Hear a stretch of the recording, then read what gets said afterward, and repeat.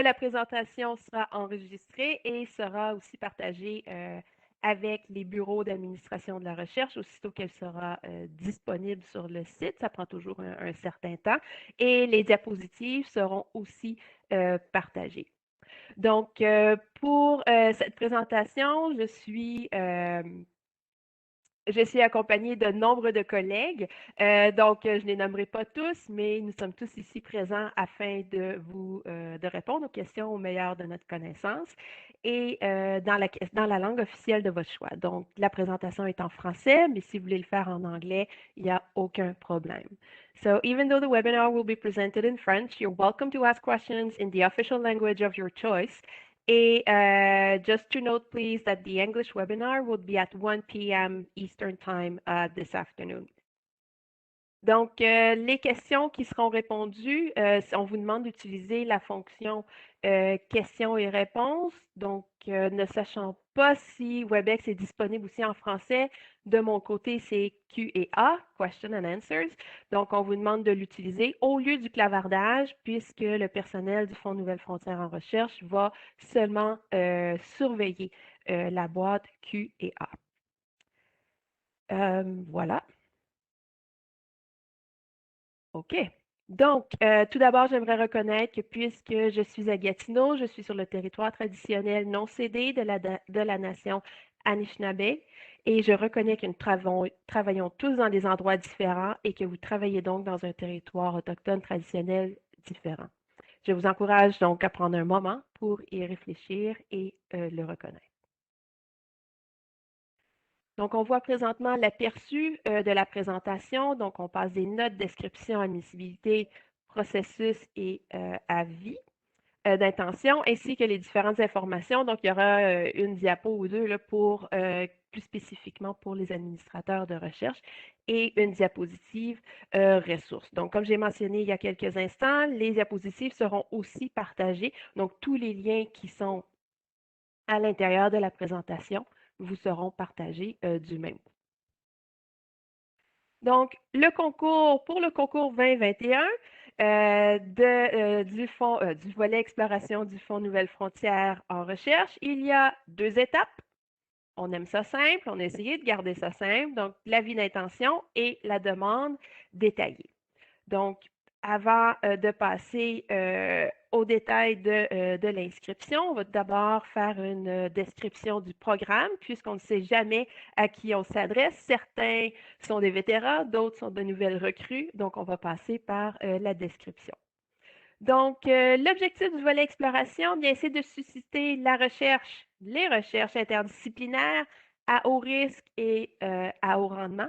Les subventions du volet exploration soutiennent des projets qui repoussent les limites dans des domaines, bien sûr, passionnants et on incite les chercheurs à sortir des sentiers battus. Donc, à mener des projets de recherche qui défient les paradigmes actuels, qui rassemblent les disciplines de manière inattendue et aussi avec des perspectives audacieuses autant que novatrices.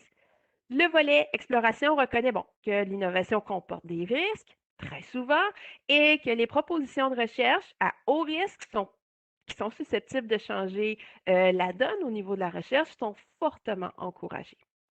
Les subventions exploration donc soutiennent des projets qui réunissent diverses disciplines au-delà des approches traditionnelles. Donc, on cherche à être novateur, sortir des sentiers battus.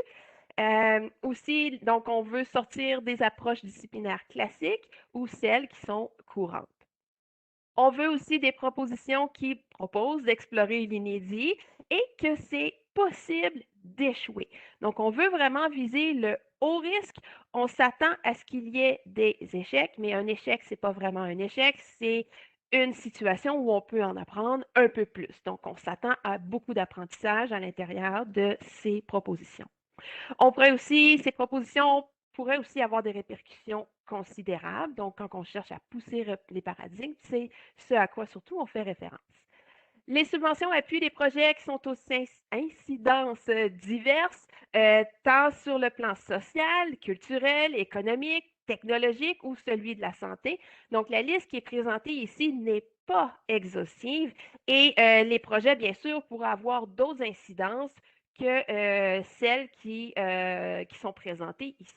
Donc, la diversité des perspectives est importante et le fonds sollicite des propositions de recherche dans toutes les disciplines des sciences, donc sciences humaines, de la santé et naturelle et génie. Afin de mieux promouvoir la recherche de pointe et interdisciplinaire, le Fonds a pour mandat d'explorer les processus d'évaluation du mérite innovant et il a la souplesse nécessaire pour que les processus et paramètres d'un concours puissent évoluer d'un concours à l'autre. Donc, on est toujours en constante évolution, tout comme les projets, les propositions qui nous sont soumises. Je vous demande aussi de remarquer de prendre en note que les demandes relatives à des projets identiques ou semblables, en tout ou en partie à des projets qui ont déjà été financés par d'autres programmes et des organismes subventionnaires fédéraux, ne devraient pas être présentés au Fonds Nouvelles Frontières en recherche. Donc, on cherche vraiment des programmes qui sont à haut risque, haut rendement, mais aussi qui sont très novateurs et qui n'entrent pas nécessairement dans le mandat de l'une des trois agences de subvention fédérale. Pour ce qui est de la valeur et de la durée, donc c'est jusqu'à 125 000 par année, donc coûts indirects compris. Euh, pardon. Ces coûts indirects sont l'équivalent, c'est jusqu'à 25 des coûts directs. Donc, les fonds sont utilisés selon le guide d'administration financière des trois organismes, au cours duquel je n'irai pas en détail dans cette présentation. Et la durée pour la subvention est jusqu'à 200. On prévoit donner au moins 100 subventions pour le concours 2021 et une portion de ces subventions seront réservées aux chercheurs en début de carrière. Donc, vous pouvez voir ici un petit nouveau pour 2021. Donc, lors de l'établissement du statut de chercheur en début de carrière, les interruptions des travaux de recherche causées par la pandémie de COVID-19 sont reconnues et peuvent être considérées comme des retards admissibles. Donc, un peu plus de détails est offert sur notre site web et il s'agit ici là, d'une flexibilité due aux conditions actuelles et qu'on vit depuis plusieurs mois. Donc, ici, il s'agit des échéanciers. Les dates qui sont présentées pour l'avis d'intention et la demande détaillée, il s'agit de la date butoir pour l'agence. Donc, n'oubliez pas, je m'adresse surtout aux participants et participantes.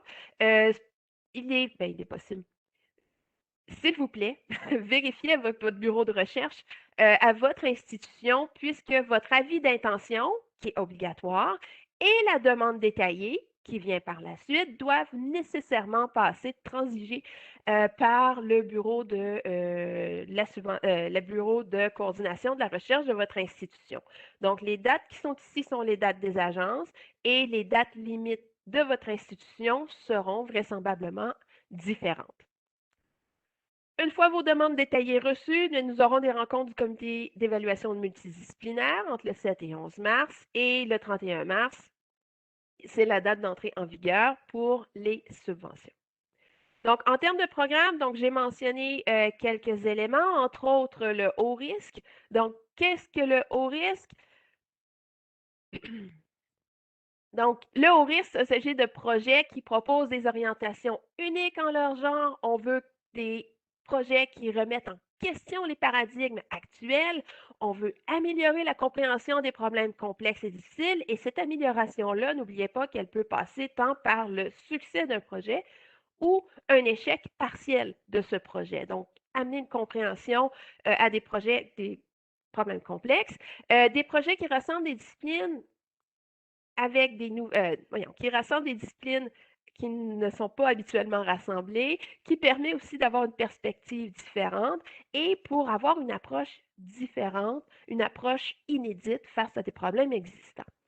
On recherche aussi de développer ou adapter des cadres, des méthodes et des techniques. Donc, on n'a pas besoin de réinventer le bouton à 4 trous pour chacun des projets, mais l'adaptation d'une technique, d'une discipline à une autre auquel qui n'a jamais été fait auparavant est aussi un avantage, un intérêt indéniable pour le risque. Donc, On vise le risque aussi et nous sommes bien au courant que pour atteindre le but qu'on a ici, c'est non seulement des projets qui vont être risqués, mais le haut risque sera évalué, mais le haut rendement, la faisabilité, l'interdisciplinarité et l'équité, diversité et inclusion, aussi EDI, bien, sont des éléments intrinsèques du programme Fonds Nouvelles Frontières en recherche. Donc, pour le rendement, donc bien sûr, on souhaite financer des projets qui ont un impact varié, donc plan économique, scientifique, artistique, culturel, technologique ou celui de la santé. L'impact peut être positif ou négatif sur de grandes collectivités ou des collectivités ou sous-populations susceptibles de fournir des renseignements pour d'autres contextes. Donc ça, c'est vraiment je sais que c'est des lignes directrices qui sont très larges, mais il peut y avoir un impact positif sur une grande collectivité ou un impact encore plus important sur une plus petite. Et on parle d'impact positif négatif puisqu'on vise ici l'impact. On veut voir à quel point les paradigmes seront contestés à l'intérieur de votre projet. On souhaite financer ceux qui transforment et ou rompent avec la pensée conventionnelle, donc sortir des sentiers battus. On veut résoudre un problème ou un débat qui existe depuis longtemps. Il y en a des problèmes qui persistent malgré différents projets, ça ne fonctionne pas, mais peut-être aurez-vous la clé pour débloquer, soit pour le succès en entier, ou du moins ouvrir un chemin qui va faire progresser de manière notable les connaissances de cette discipline-là ou de cette multidisciplinarité-là et permettre des méthodes aussi qui vont fournir des données qui vont sortir du paradigme actuel. Donc, en plus du risque-rendement, donc la faisabilité est aussi un point important, bien sûr. Donc, ici, la faisabilité, qu'est-ce qu'on parle? À quoi fait-on référence lorsqu'on mentionne la faisabilité? C'est qu'on cherche, alors on va tenir compte des éléments suivants. Donc, le problème qui est visé par la recherche, les connaissances et expertises et capacités de l'équipe de recherche. Donc, on est au courant on demande de proposer une idée novatrice. Donc, c'est possible qu'il n'y ait pas de résultat préliminaire, mais on veut savoir si vous avez les connaissances nécessaires pour l'amener à bon terme. La recherche en cours dans le domaine, votre plan, les plans alternatifs, s'il le faut, le calendrier proposé, l'approche que vous allez prendre, est-ce que ça a du sens? Entre autres, l'analyse comparative entre les sexes et l'analyse comparative entre les sexes plus s'il y a lieu. C'est certain que si vous étudiez des matériaux pour la construction d'un pont, cette analyse-là peut-être ne s'applique pas, mais il faut quand même le mentionner que vous avez pris en considération cet élément et vous expliquer pourquoi ça s'applique ou pas à votre projet. La participation des Premières Nations, des Inuits et ou des Métis au projet et l'application du principe de réciprocité avec ces derniers. Donc, on ne veut pas seulement une personne sur le groupe, mais vraiment une implication entière, une contribution, un échange à l'intérieur des membres de l'équipe. La pertinence aussi de l'environnement de recherche. Si vous faites une étude qui a pour sujet le Grand Nord, mais votre laboratoire est à l'extrême sud du continent, ben, il faudrait peut-être mentionner pourquoi cette situation-là est pertinente pour cet endroit-là, est pertinent pour votre recherche. Donc, il s'agit des trois ici, donc risque, rendement et faisabilité. Il s'agit des trois éléments qui seront pondérés à l'intérieur de l'évaluation. Aussi, avant de passer à la prochaine, je veux seulement prendre en note que donc on a risque, élevé et faisabilité. Donc, c'est souvent des éléments qui ont tendance à se rapprocher. Mais ici, je veux que vous gardiez en tête que le risque élevé, dans le cadre d'une Fonds Nouvelles Frontières, bien, il peut sembler ne pas cadrer avec la faisabilité. Et c'est normal. On veut que le risque élevé soit lié à l'idée proposée et non en l'absence de plan concret ou d'incapacité à exécuter le travail proposé. Donc, on veut quelque chose de risqué, mais on veut quelque chose de risqué, c'est une chose, selon les paramètres qui sont proposés. La faisabilité, c'est-à-dire les outils que vous possédez, les connaissances, l'expérience, c'est un autre élément. Donc, s'il vous plaît, lorsque vous écrirez votre demande, prenez la peine d'aller voir les grilles d'évaluation. Il y a les sous-critères à l'intérieur de ceux-ci afin d'aider à dissocier risque élevé et faisabilité. OK? Donc, il s'agit vraiment de critères séparés ici. Maintenant, en ce qui concerne l'interdisciplinarité et concordance avec les critères du programme, donc ici, on vous demande un projet qui doit à tout le moins comporter des éléments relevant d'au moins 2 disciplines différentes au niveau des groupes de la classification canadienne de la recherche et du développement.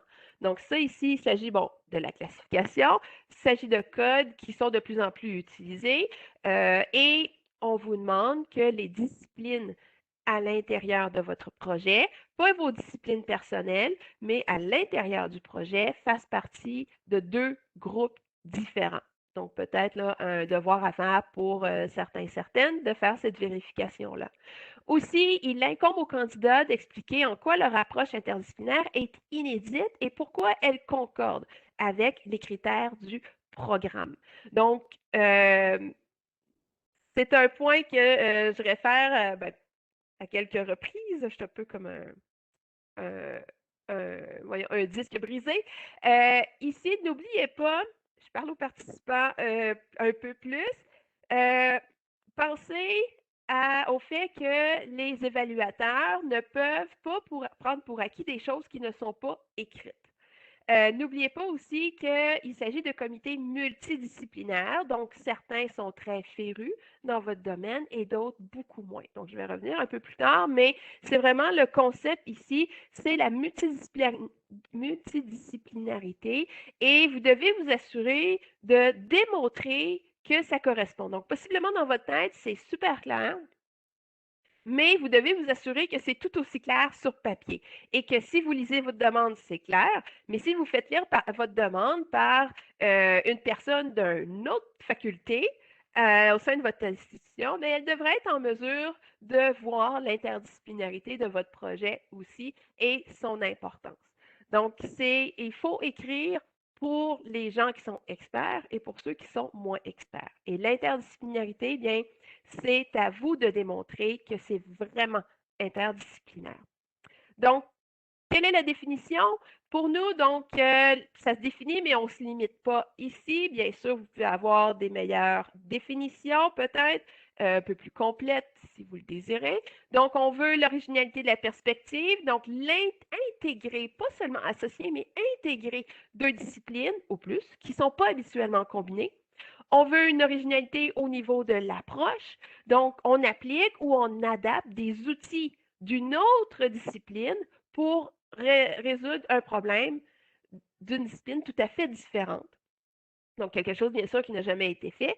Le projet doit être conçu dans une perspective interdisciplinaire et aussi, on veut une concordance avec les critères du programme. Donc, on cherche à repousser, on cherche à subventionner les projets qui repoussent les limites qui sont à l'extérieur des limites du cadre de financement des organismes. Donc, c'est pour ça qu'on vise ici l'interdisciplinarité et le risque et le rendement. Donc, disciplinarité multi-inter-trans, donc quelques définitions ici. Les recherches multi ou pluridisciplinaires et interdisciplinaires sont souvent utilisées de manière interchangeable. Donc, on a tendance avec le temps là, de un peu trop vulgariser, un peu trop mettre ça euh, un peu trop fusionner les définitions, mais à l'origine, il s'agit d'approches différentes. Donc, lorsque des experts de différents domaines travaillent ensemble sur un sujet commun, dans les limites de leur propre discipline, on dit qu'ils adoptent une approche multidisciplinaire. Donc, chacun va travailler un peu de son côté. Il va y avoir quelques transferts de données, mais les gens sont un peu là, dans des silos. Par contre, cependant, s'ils s'en tiennent à ces limites, ben, ils peuvent atteindre un point où le projet ne pourra pas plus avancer. À un moment donné, on devra passer au cross-disciplinaire et aussi à l'interdisciplinaire. Donc, ça, c'est le moment où ils doivent étirer leurs limites pour toucher aux limites. Donc, non seulement ils vont être experts dans leur domaine, mais ils vont être capables de traverser de mettre un orteil ou deux au moins pour connaître le domaine et réussir à faire un pont Donc, à aussi réussir à former de nouveaux concepts, de nouvelles idées, de créer un domaine interdisciplinaire. Donc, on veut quelque chose qui est la limite des deux, pas deux silos qui vont s'échanger de l'info, mais vraiment deux, deux domaines qui vont être juxtaposés, qui vont être en contact l'un avec l'autre. Maintenant, une équipe transdisciplinaire qui est la représentation à droite totalement. Donc, il s'agit d'une équipe dont les membres ont développé une confiance suffisante et mutuelle pour transcender les frontières disciplinaires et adopter une approche un peu plus holistique. Donc, certains, au fil du temps, l'intégration des méthodologies et des approches analytiques de différentes disciplines va conduire vers une nouvelle conceptualisation de ce qu'est le domaine et il va y aussi y avoir un changement dans la façon dont le domaine est défini. Donc ça, c'est normal, les choses vont en changeant, on varie, on va améliorer nos définitions, on va améliorer nos approches ou du moins les voir différemment selon les informations qu'on a. Le cadre théorique des disciplines va changer de manière fondamentale et c'est pour ça que dans le code interdisciplinaire, quand on arrive où toutes ces disciplines-là se rapprochent tellement, sont tellement en échange, on va avoir la création d'un nouveau champ interdisciplinaire. Donc, par exemple, la biochimie et les neurosciences ont toutes deux apparu comme des domaines interdisciplinaires et ont fini par devenir leur propre discipline principale. Donc, ça, quand même, ça fait longtemps, donc on les voit maintenant comme des disciplines en tant que telles, mais au début, bien, il s'agissait de l'interdisciplinarité entre divers domaines de recherche. Une visualisation un peu différente. Donc, quand je mentionnais les silos pour les équipes multidisciplinaires, donc chaque membre fonctionne comme une partie de chaîne de responsabilité. Donc, que ces éléments-là fonctionnent en même temps ou en séquence, bien, ils travaillent en silo. Tout le monde va seulement travailler dans son domaine sans interagir nécessairement avec les autres. Alors que pour les équipes interdisciplinaires, qui sera traduit bientôt. On l'a oublié, je m'en excuse. Les individus de différents domaines sont attendus à apporter des idées à l'ensemble du projet. C'est pas parce qu'une personne, euh, entre autres, je dois vous mentionner, à une certaine époque, lorsque nous avions des délibérations en personne, euh, il y avait bon, bien sûr, il y avait la discussion d'une demande qui était très qui faisait un focus assez important sur la médecine.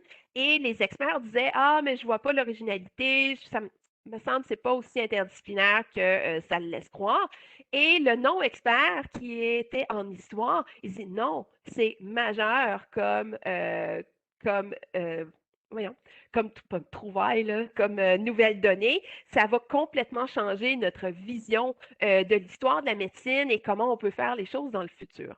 Donc, c'est ces contributions-là qui font en sorte que la vision tant des non-experts que des experts est extrêmement importante et ça va venir modeler, ça va venir changer cette vision-là et possiblement créer des nouvelles disciplines. Maintenant, un autre point important pour le Fonds Nouvelles Frontières en recherche, c'est l'équité, la diversité, inclusion, DI. Et il y a trois éléments, ben, il y a trois domaines clés pour le Fonds Nouvelles Frontières en recherche. Donc, on vous demande, en tant que participant, de nous présenter la composition d'équipe et processus de recrutement, les possibilités de formation et perfectionnement et ainsi l'inclusion. Et pour chacun de ces trois domaines-là, on demande aux candidats d'expliquer les mesures qui seront prises, les résultats escomptés et l'évaluation prévue. Donc, comment ça sera mesuré? Donc, tout ça est très important et c'est présenté à l'intérieur de notre guide des pratiques exemplaires en matière d'équité. Donc, qui est très jusqu'à un certain point prescriptif, c'est-à-dire qu'on ne va pas vous dire quoi mettre pour que ça fonctionne parce que ça dépend de beaucoup d'éléments, donc on n'a pas de formule magique. Toutefois, il y a nombre de questions à l'intérieur de ce guide-là qui va vous permettre d'écrire un texte qui va permettre de répondre à ces questions-là, mais qui va rencontrer nos exigences pour le Fonds Nouvelles Frontières.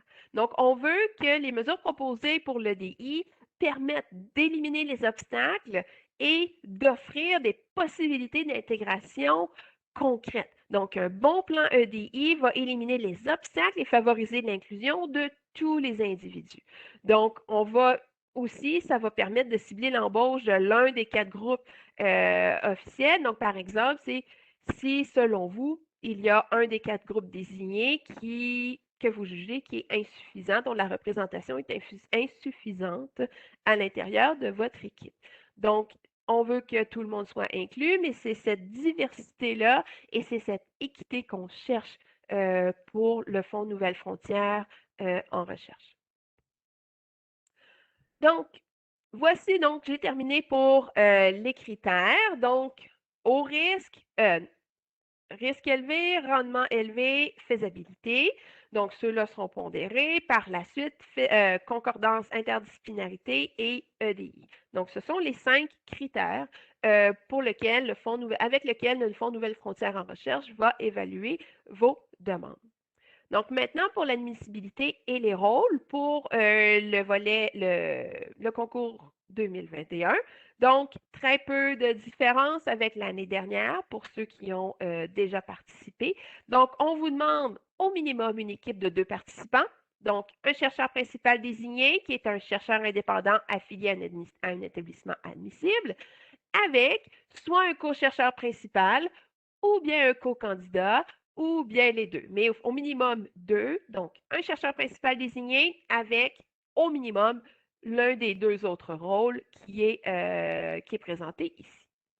Donc, au niveau de ces rôles-là, un peu plus de détails. Donc, le chercheur principal, cette personne-là est responsable de la direction du projet et de la coordination des activités. C'est la personne qui va remplir l'avis d'intention et la demande détaillée sur le portail Convergence et qui va aussi être responsable de soumettre au bureau d'administration de la recherche de son institution. Aussi, c'est le chercheur principal qui va assumer l'entière responsabilité administrative et financière de la subvention. En tant que co-chercheur, à quoi on s'attend? Bien, c'est de partager les responsabilités du chercheur principal désigné pour la direction des activités et aussi, cette même personne-là peut avoir accès au fonds. Les co-candidats contribuent à l'exécution du projet, donc le partage des responsabilités est un peu moindre. Il peut y avoir diverses professions et affiliations, donc c'est un peu plus large. Donc, s'il vous plaît, visitez notre site web pour plus de détails. Et ils peuvent accéder au fonds. Pour ce qui est des collaborateurs, c'est toute personne, peuvent être toutes personnes qui contribuent au projet. Ces personnes-là ne sont pas supervisées par un membre de l'équipe et ils n'ont pas non plus accès au fonds. Donc, une fois votre équipe, bien, l'admissibilité au niveau de l'équipe. Donc, pour le chercheur principal désigné, le co-chercheur principal ainsi que le co-candidat, ils ne doivent pas être affiliés à un gouvernement ou à un organisme à but lucratif. Aussi, le co-chercheur principal désigné, le co-chercheur et le co-candidat peuvent participer à une seule demande ou être titulaires d'une seule demande, une seule subvention du volet exploration à la fois.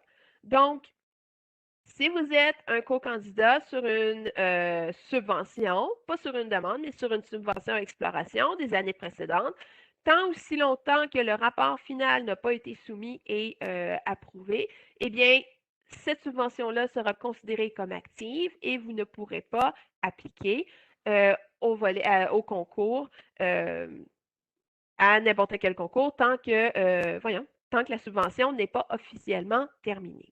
Aussi, si vous êtes chercheur principal désigné sur une demande et co-chercheur sur une autre demande en cours, eh bien non.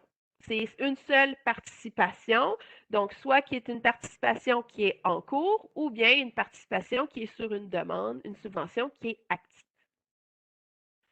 Pour qu'un projet soit considéré comme dirigé par un chercheur en début de carrière, le chercheur principal et le co-chercheur principal, s'il y en a un ou une, doivent tous deux être des chercheurs en début de carrière. OK? Donc, ça, c'est une considération administrative pour que la demande ait le statut dirigé par le chercheur en début de carrière. Donc, si vous avez besoin de plus de détails, on vous demande de consulter la section admissibilité de notre site. Il y a quelques exceptions. Donc, pour un employé du gouvernement fédéral qui est officiellement affilié à un établissement, pardon, établissement universitaire canadien, en tant que professeur auxiliaire, il est admissible à titre de co-candidat, mais l'utilisation des fonds se limite seulement au salaire ou aux allocations et aux frais de déplacement des étudiants sous sa supervision. Aussi, ce même professeur-là auxiliaire, si jamais il n'y a pas d'étudiants sous sa supervision, il peut être je recommence, je vais juste me fier ici. Donc, un professeur auxiliaire peut également être co-chercheur principal ou co-candidat dans les cas exceptionnels où ses contributions prévues au projet ne relèvent pas du mandat de son organisme fédéral et ne seront pas réalisées dans les locaux de son employeur ou avec les ressources de son employeur. Donc là, il y a une recherche qui est à faire là, par les personnes qui veulent participer à cette demande. Aussi, une personne dont l'établissement d'affiliation principale est associé à une administration autochtone, eh bien, cette personne-là peut être co-chercheur principal si cette personne-là est considérée comme un chercheur indépendant ou comme un co-candidat ou un collaborateur. Donc, ces dépenses sont admissibles, mais elles vont se limiter à ce qui se rapporte à l'exécution du projet et aussi qui ne relève pas du mandat de l'administration autochtone. Donc, ça va être bien important de vérifier ces statuts, ces exceptions ici, si jamais vous vous retrouvez en l'une d'elles. Donc, votre équipe est éligible, vous décidez de soumettre une demande, qu'est-ce qui va se passer, comment le processus va se dérouler. Donc, l'avis d'intention, c'est obligatoire. Vous n'avez pas le choix, c'est votre billet d'entrée, c'est votre réservation, c'est ce qui vous permet de soumettre une demande détaillée par la suite. Si vous décidez, vous soumettez un avis d'intention soumise à l'agence et tout, et il arrive quelque chose que vous ne pouvez pas de faire, compléter de demande détaillée, il n'y a pas de problème. Okay? On n'ira pas chercher, on a suffisamment de travail avec les demandes qui nous sont soumises, on n'ira pas vous prendre par l'oreille et vous dire, écoutez, vous avez un avis d'intention soumis, vous devez nous soumettre une demande détaillée. Non. L'avis d'intention, c'est une réservation. Si vous décidez par la suite de ne pas utiliser votre réservation, pour ainsi dire, c'est votre choix. OK? Mais c'est bien important de réserver votre place en nous soumettant un avis. Donc, l'objectif de l'avis d'intention, ça va nous permettre de commencer à travailler sur votre demande, donc d'identifier les évaluateurs externes et aussi d'aller chercher des informations afin de commencer, débuter la composition du comité d'évaluation multidisciplinaire. Et l'avis d'intention n'est pas évalué.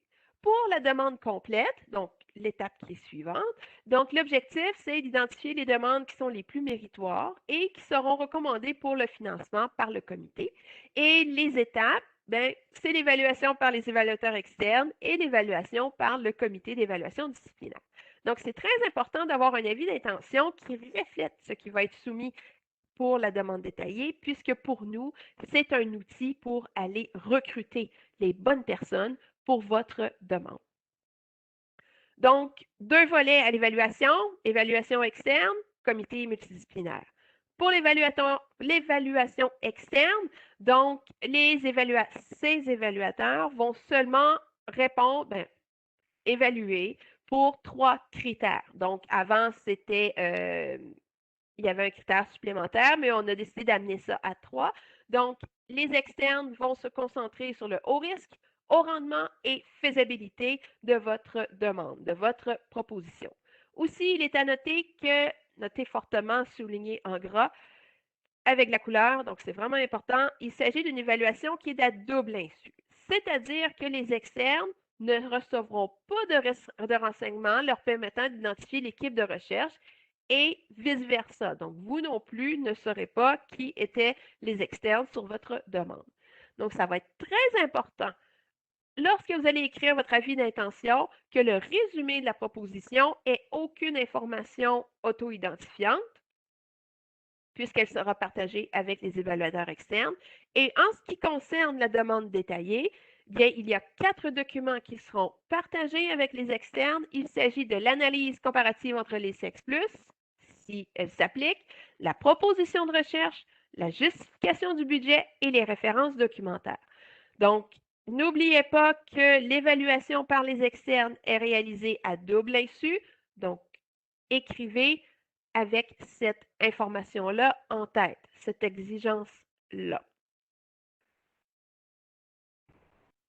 Donc, afin de garantir l'anonymat, n'incluez aucun renseignement permettant d'identifier les membres de l'équipe. Et ça comprend le nom, les travaux antérieurs, les groupes de recherche, les établissements, organisations.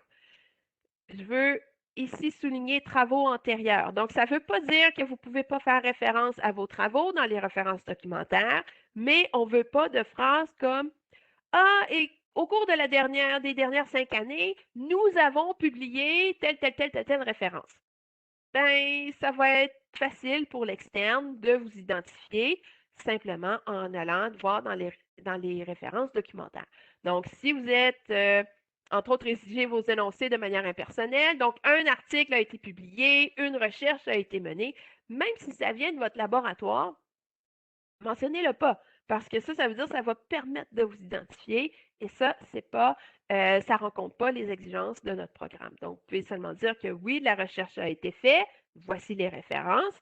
Même si ça vient de votre laboratoire, ce n'est pas grave, puisqu'il n'y aura pas seulement des références de votre laboratoire, de votre équipe, il va y avoir des références beaucoup plus larges que ça. Donc, tant que vous gardez des énoncés impersonnels, tout va bien aller. Donc, en plus des externes, il y aura le comité d'évaluation multidisciplinaire qui va faire leur évaluation et les membres vont évaluer les propositions selon les grilles d'évaluation et en fonction des critères qui sont énumérés ici. Donc, je les ai déjà décrits dans la description du programme. Donc, pour ce qui est de équité, diversité et inclusion, c'est réussite ou échec. Interdisciplinarité, réussite ou échec. Donc, ces deux éléments-là doivent être réussis pour avoir accès à la subvention, pour être recommandés pour le financement.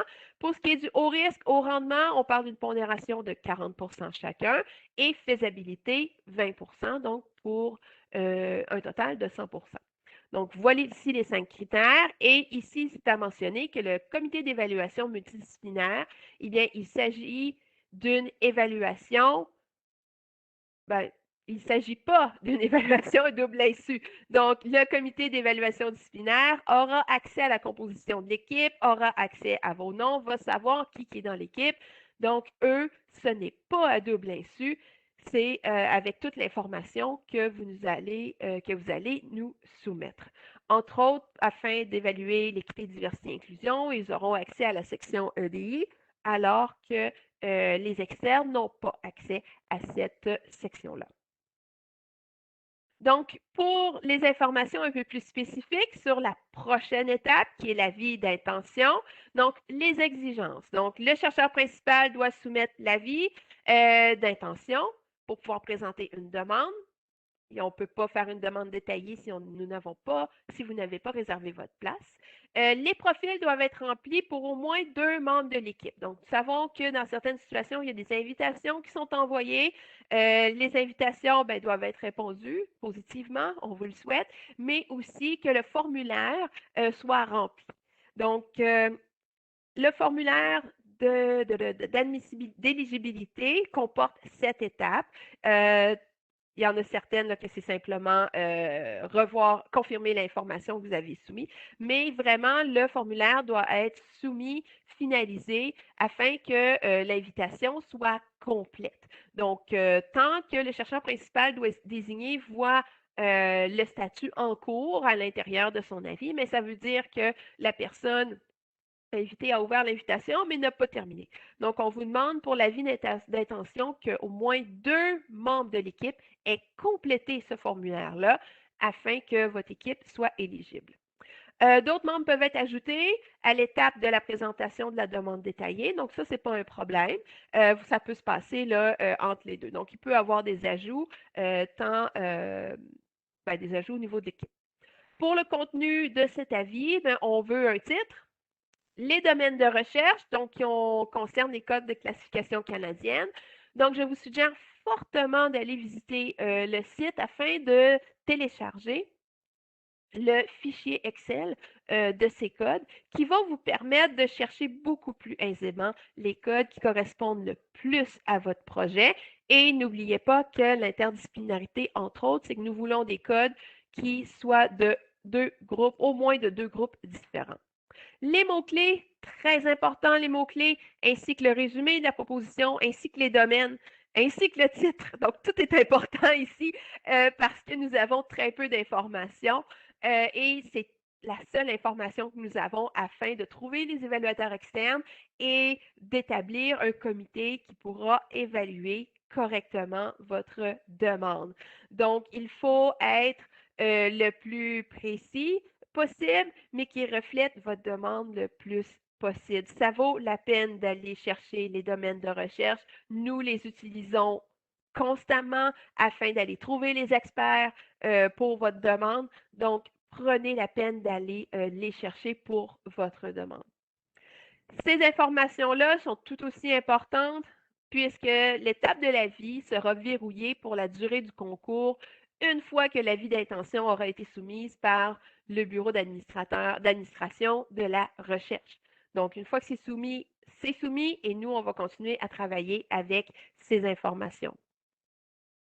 Le résumé de la proposition, maximum de 2500 caractères, ça inclut les espaces et les retours de chariot.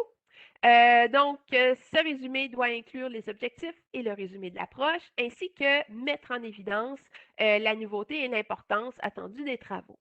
Donc, pour garantir l'anonymat, ça sera partagé avec les évaluateurs externes. N'incluez aucun renseignement qui permet d'identifier les membres de l'équipe.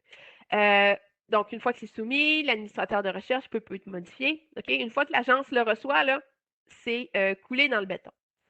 On vous demande aussi, donc, gardez en tête que si votre demande est acceptée, le résumé qui est soumis ici servira à des fins promotionnelles en dehors de la communauté de recherche. Donc, afin de répondre aux questions du gouvernement, des médias, de la population, sur les travaux qui sont financés par le Fonds Nouvelles Frontières en recherche, c'est ce résumé qui sera partagé. On vous demande aussi d'indiquer les objectifs du projet et un résumé de l'approche et aussi souligner la nouveauté et l'importance attendue des travaux, c'est-à-dire quels éléments qui font de vos travaux qui sont considérés à haut risque et haut rendement. Le processus d'évaluation, donc, comprend les évaluations externes.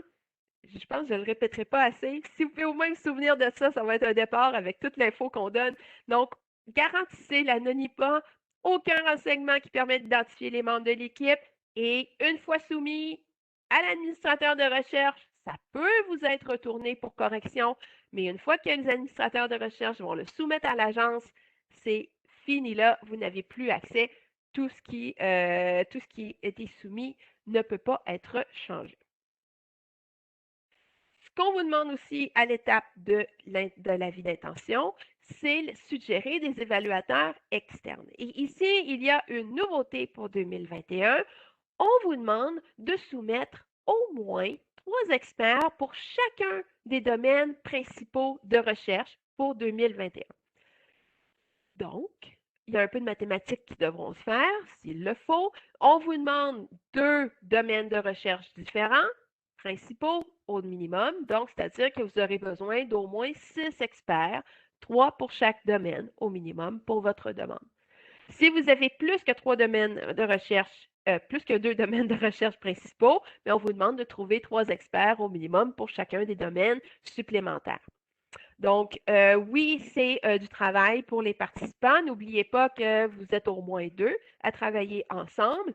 Et aussi, c'est que puisqu'on a un comité disciplinaire, multidisciplinaire, les rapports d'évaluateurs externes sont très importants. Donc, ça va supporter, bien sûr, l'évaluation des experts, mais ça va aussi permettre de guider l'évaluation des non-experts qui font partie de votre panel d'évaluation, de votre groupe d'évaluation. Donc, c'est très important d'aller les chercher et de vous assurer, en ayant vraiment les bons experts listés, que ceux qui auront la plus grande probabilité d'accepter et de donner aussi des informations pertinentes concernant le risque, le rendement et la faisabilité de votre projet.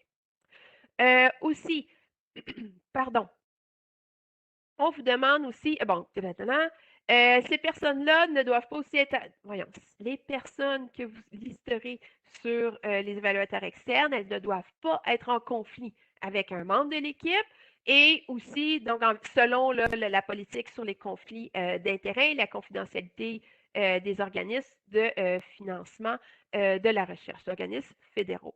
Donc, ça va être très important, là, de ne pas soumettre de noms d'experts qui viennent du même département que vous. Donc, prenez la peine d'aller les chercher parce que nous, on va bien sûr aller vérifier pour certains conflits d'intérêts et on va être capable d'en éliminer.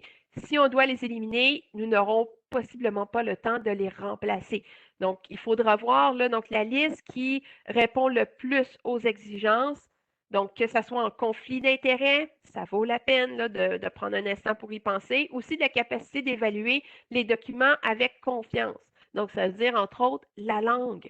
On ne demande pas nécessairement que le rapport d'évaluateur externe soit remis dans la même langue que la demande, mais au moins que l'évaluateur soit en mesure de comprendre ce qui est écrit. Aussi, aller chercher des experts qui sont familiers, des spécialistes au fait des différentes approches disciplinaires du projet interdisciplinaire que vous présentez. Okay, donc, ça va être très important là, de répondre à ces éléments-là. Aussi, si vous êtes en mesure, aussi, ben, proposer des gens qui ne seront pas sollicités, pardon, proposer des gens qui vont en tenant compte de la diversité dans votre sélection. C'est-à-dire que dans vos évaluateurs externes, essayez de garder en tête qu'on travaille ici à une échelle nationale et internationale. Donc, c'est des projets qui peuvent avoir un impact là, plus grand que notre beau grand pays. On parle aussi, donc, les secteurs privés, gouvernemental, public. Il s'agit de bassins d'experts à cet endroit-là. Le genre, les groupes se représenter et aussi différents des experts qui vont être à différentes étapes de leur carrière, donc comme les chercheurs établis, les chercheurs en mi-carrière et aussi ceux en début de carrière. Aussi, ça va être très important de soumettre au moins 3 experts par domaine parce que les experts que vous soumettez à titre d'externe, on ne pourra pas les contacter si ces mêmes experts-là se retrouvent sur notre comité d'évaluation.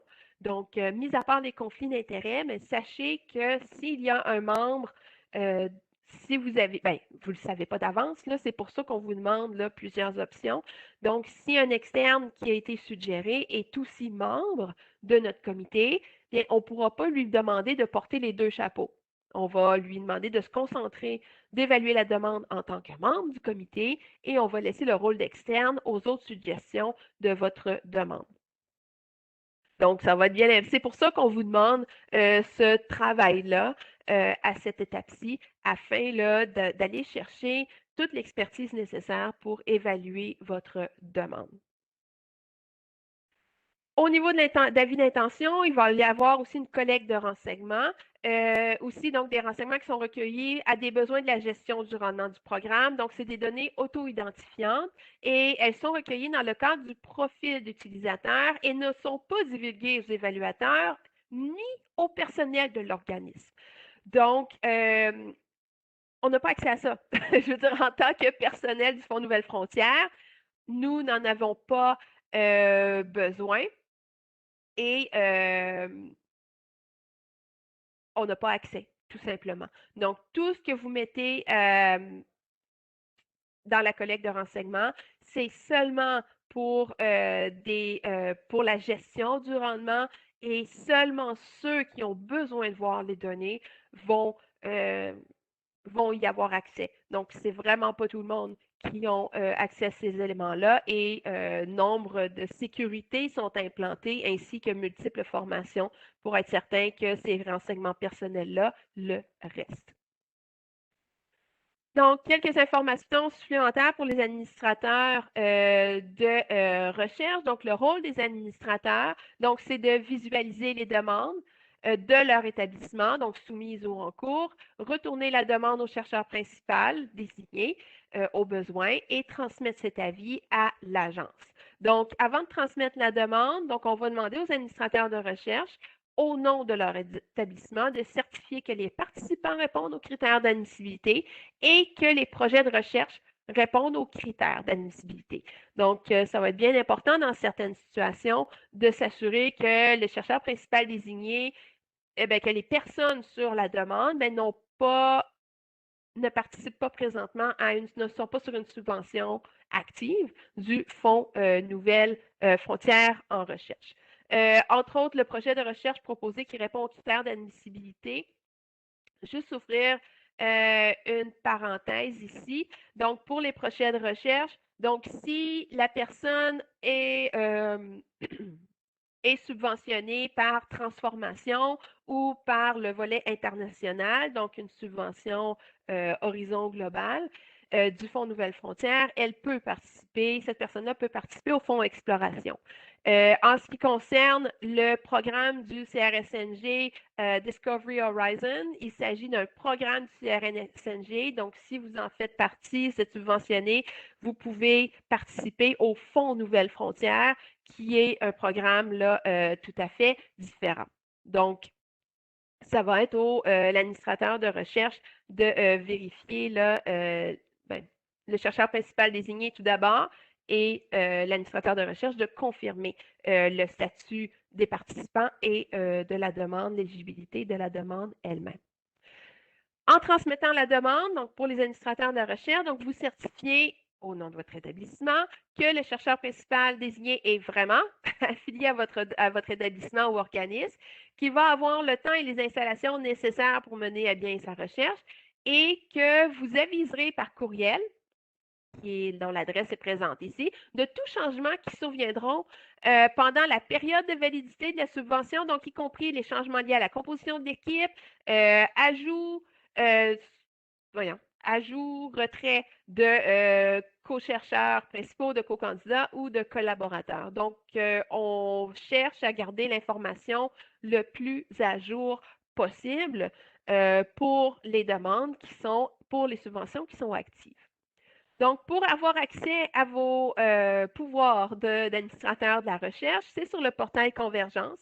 Donc, pour les candidats, les demandes se font sur le portail Convergence et pour les administrateurs de la recherche, ça se passe sur le portail Convergence. Lorsque vous entrez sur votre compte, une fois que vous avez accès, vous devez aller en haut à gauche, cliquer sur Administrateur de recherche pour avoir accès au tableau de bord de l'administration de recherche.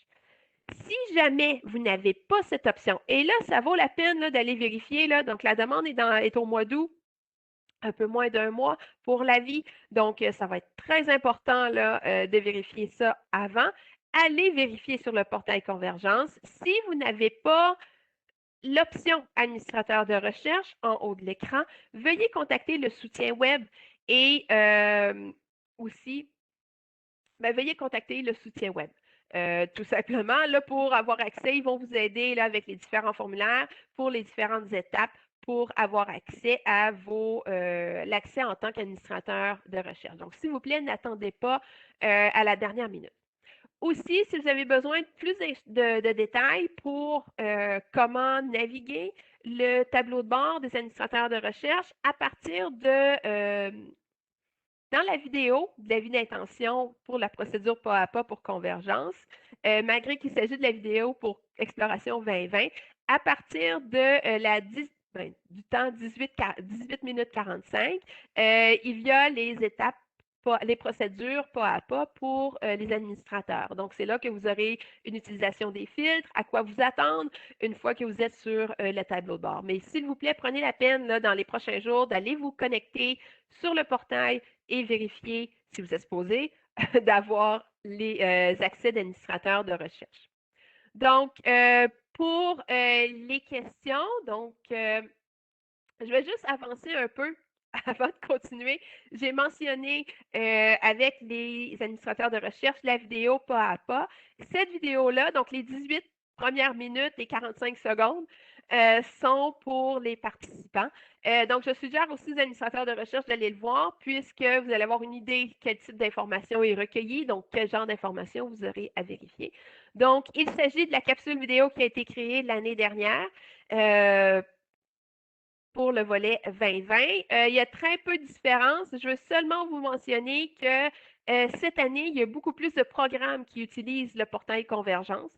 Donc, quand ça sera le temps de contacter le bon programme pour des questions, n'oubliez pas de contacter Fonds Nouvelles Frontières en recherche si vous faites une demande pour le volet exploration. Aussi, lorsque ça sera le temps de créer une nouvelle demande, assurez-vous de choisir le bon programme et le bon volet. Donc, la liste est beaucoup plus longue qu'elle l'était.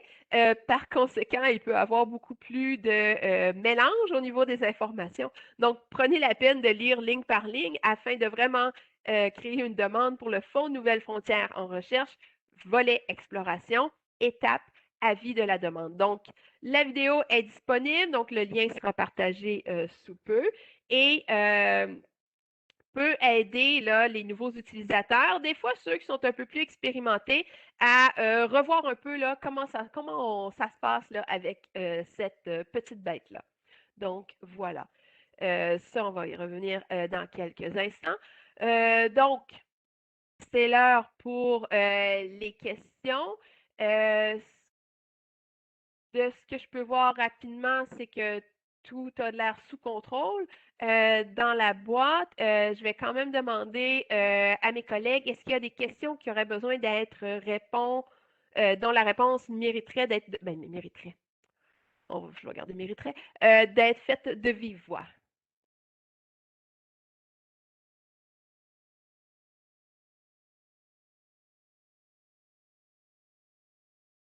Pas de réponse, bonne réponse. Donc, tout a l'air bien pour là. Donc, je vais vous amener, bien sûr, c'est pas parce que j'enlève la diapositive question que vous ne pouvez pas en poser, OK? Vous pouvez toujours avoir accès. Si jamais vous pensez à des questions, une fois que la présentation est terminée, écrivez-nous. Ne vous gênez pas. Point de contact pour nous, c'est FNFR, qui est l'acronyme pour Fonds Nouvelles Frontières en recherche. Donc, vous avez l'adresse courriel qui est ici. Donc, toutes les questions de programme, contactez-nous. Ne vous gênez pas. Si vous ne trouvez pas l'information sur notre site, envoyez-nous une question. L'habitude, on est pas mal rapide, mais on vous demande quand même là, d'attendre peut-être un 48 heures, on va dire un 3 jours avant de nous relancer, là, si jamais on n'a pas pu vous répondre. Le volume est très variant et augmente beaucoup lorsqu'on s'approche de la date butoir. Pour le soutien informatique, donc entre autres l'accès au portail Convergence, donc le soutien web aussi pour l'accès des administrateurs de recherche. Aussi, vous avez à droite des liens pour le programme, donc le site Nouvelles Frontières en recherche, le sommaire, donc l'aperçu du concours 2021, le manuel de l'évaluateur et les grilles d'évaluation. Ça vaut la peine, fortement suggéré, pour les participantes d'aller les voir. Parce qu'il s'agit des documents références pour nos évaluateurs. Il s'agit des documents que nous allons utiliser pour calibrer nos évaluateurs pour s'assurer que nous avons une cohérence à l'intérieur de notre comité, mais aussi une certaine équité et cohérence entre les années de compétition. Donc, si vous prévoyez appliquer, je sais que vous ne pourrez pas être membre de notre comité, mais quand même, allez y jeter un œil pour voir les sous-critères, voir comment nous présentons l'information à nos membres, et comme ça, vous allez être en meilleure position afin de répondre aux attentes. Parce que malgré tout, lorsque nos membres de comité regardent le manuel de l'évaluateur et les grilles, ils n'ont pas encore les demandes détaillées entre les mains, et nous avons beaucoup de membres pour qui c'est leur première fois. C'est normal, on aime avoir des yeux nouveaux sur les demandes et ils vont bâtir leurs attentes en lisant le manuel d'évaluateur et les grilles d'évaluation. Donc, je vous suggère fortement de les regarder. Elles ont été mises à jour à chaque année. Elles sont très belles. On a travaillé très fort là-dessus. C'est sûr que vous n'avez pas besoin de l'encadrer, là, c'est pas quand même une œuvre d'art, mais c'est de l'information très pertinente avec les différentes étapes du concours, les documents à soumettre. Vous avez aussi le guide pour soumettre une demande, que ce soit le guide pour soumettre l'avis et le guide pour soumettre la demande détaillée. Vous avez aussi le guide des meilleures pratiques en EDI, des pratiques exemplaires. Donc, prenez la peine d'aller lire ces documents-là. N'oubliez pas que l'avis est quand même court à soumettre. Donc, c'est un résumé avec quelques évaluateurs externes. Vous pouvez toujours en ajouter par la suite, mais prenez le temps d'aller lire. Comme ça, vous allez avoir une meilleure idée de nos attentes, une meilleure idée de notre vision et de ce que nous voulons, nous souhaitons pouvoir subventionner. Donc, voilà, je vais arrêter d'être redondante et arrêter ici. Ce que je vais faire, c'est que, donc,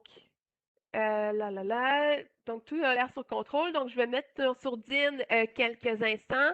Si vous avez des questions à soumettre, vous pouvez encore le faire. Donc, voilà. Donc, je le mets en sourdine, mais on laisse la communication ouverte.